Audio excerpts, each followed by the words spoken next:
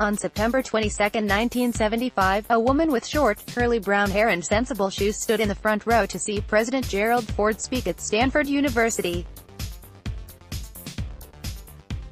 She didn't look like a radical hippie, with long hair or bell-bottom jeans. She looked like a typical suburban mother. The New York Times would later describe her as matronly. As Ford walked into the crowd, that woman took a gun from her purse, aimed at his head, and fired. Her shot missed him by 6 inches. Sara Jane Moore was the first woman to fire a shot at a U.S. president, and the second woman to attempt to kill Ford within 1 month. A few weeks earlier, Lynette "Squeaky" Fromm, a follower of cult leader Charles Manson, attempted to assassinate Ford, but the Secret Service stopped her before she could fire her gun. Even amid heightened security after Fromm's assassination attempt, Moore was able to get through security and avoid suspicion, largely because of her looks. She looked like anybody's neighbor, anybody's wife, said Jerry Spieler, author of Taking Aim at the President, the remarkable story of the woman who shot at Gerald Ford. She just was very, very generic looking, and she always saw herself as a very upper-middle-class society lady. And so she dressed very conservatively because she wanted to keep that image, and she just wouldn't stand out in a crowd. Pop culture has glamorized the female assassin with TV shows like Killing Eve and movies like Atomic Blonde that depict women in expensive clothes who stylishly hit their marks. When Atomic Blonde's Lorraine Broughton, played by Charlize Theron, heads to Berlin on a mission, she's wearing a bustier over a blouse and bright red stilettos that she wields as a weapon. Her outfits are sleek and emphasize her statuesque presence, and a lot of people around her seem to take notice when the tall, beautiful blonde walks by. She often tops off her look with a statement coat, including a custom white vinyl coat by designer John Galliano.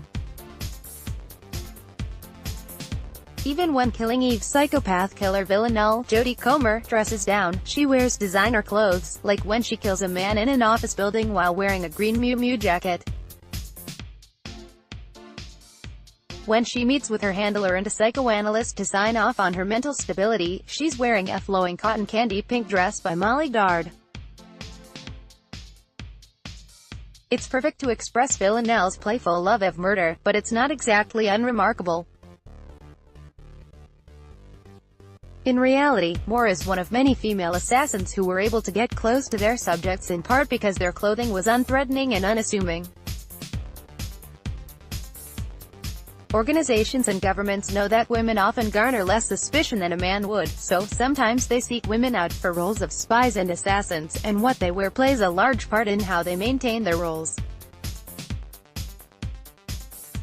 Subscribe to the Racked newsletter by signing up. You agree to our privacy policy and European users agree to the data transfer policy.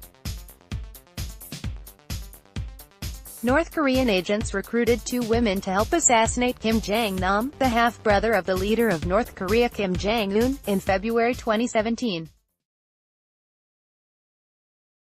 As Kim walked through the Kuala Lumpur airport, a woman wearing ripped jeans and a gray sleeveless top got close enough to him to smear a chemical on his face, as Doug Clark wrote for GQ.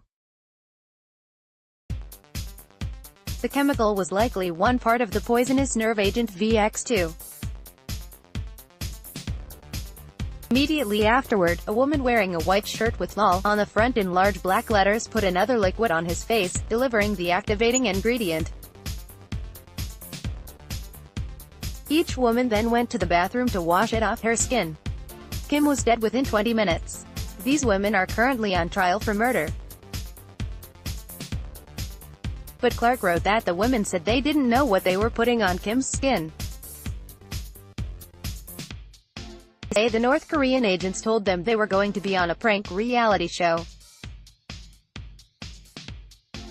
Whether these women were knowing participants in the assassination or were a victim of government agents, they were ideal people to carry out the murder. A girl wearing a silly shirt is often overlooked and underestimated.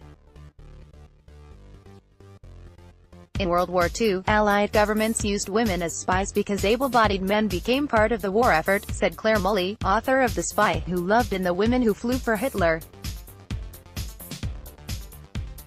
So women were out and about on the streets, able to travel unnoticed where a man would have seemed out of place. Their clothing is very much designed to make them fit in and not stand out, so you're not getting this sort of fallacy that they were very glamorous, waltzing around in negligées or whatever, Mully said. Christine Granville was a spy for Britain who became one of the country's most highly decorated agents. Mully said that she was trained to kill if needed but was not specifically an assassin. To travel through the Alps during the war, Granville dressed as a peasant. In one instance, Mully said she ran into German guards while she was looking at a map that was printed on silk to keep it from rustling the way paper would. When she saw the guards, she used the silk to tie up her hair in the style that peasants often wore it. The guards didn't notice the map and let her go. Mully said the agents of Britain's Special Operations Executive sometimes wore clothing that used to belong to refugees, or that was created as exact copies of the refugees' clothing, but with no labels on the inside. The goal was to be unremarkable, and to do that, spies made sure their clothes, hair, shoes, and even dental work matched the style of the place they were infiltrating. Granville had participated in the Miss Poland National Beauty Contest, and people spoke about how beautiful she could be. But when she was working as a spy, she used her clothing and appearance to blend in instead of stand out, tamping down her beauty to become more inconspicuous. I think all too often, women special agents and women in the resistance are presented in these very romantic and quite often tragic terms, and quite often people describe how beautiful they were, and I just want to make the point there were all sorts of different women of all different races and faiths and nationalities, Mully said. Some were beautiful, and some were not. Some were very plain. Some were very elderly. There were grandmothers among them. One woman had only one leg. So it's not that they have to be beautiful to go out there, it just happens that Christine was. Also in World War II, a woman pilot named Melita von Stauffenberg joined the famous Valkyrie plot to attempt to assassinate Hitler.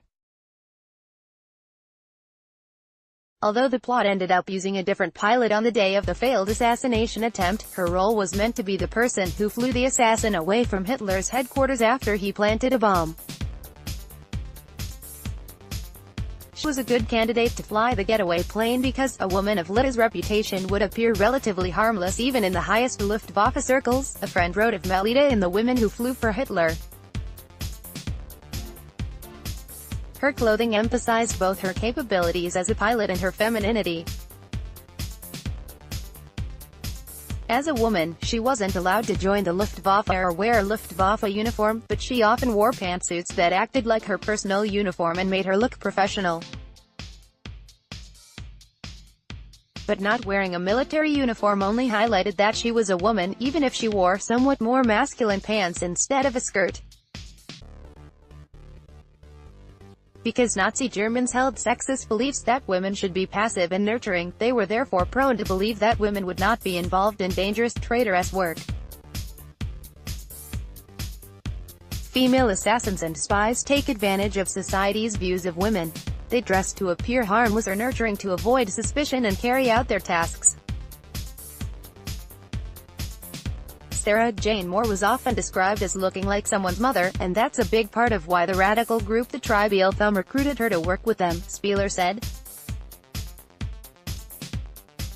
Her appearance helped her avoid suspicion as she worked with different organizations, became an informant for the FBI, and then acted as a double agent, turning on the FBI for the groups she worked with.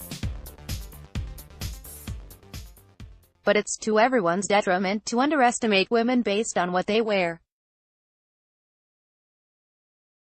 Spieler said that while Moore was in prison, Secret Service agents would interview her to learn more about what assassins could be or do, and after her assassination attempt, the Secret Service revised its threat assessment to include a wider variety of people. It doesn't matter how old you are, what you look like, male, female. Anybody in the crowd could be an assassin after Sara Jane It just threw them into turmoil, Spieler said. But this lesson was almost learned too late. Moore didn't miss Ford because she was a poor shot.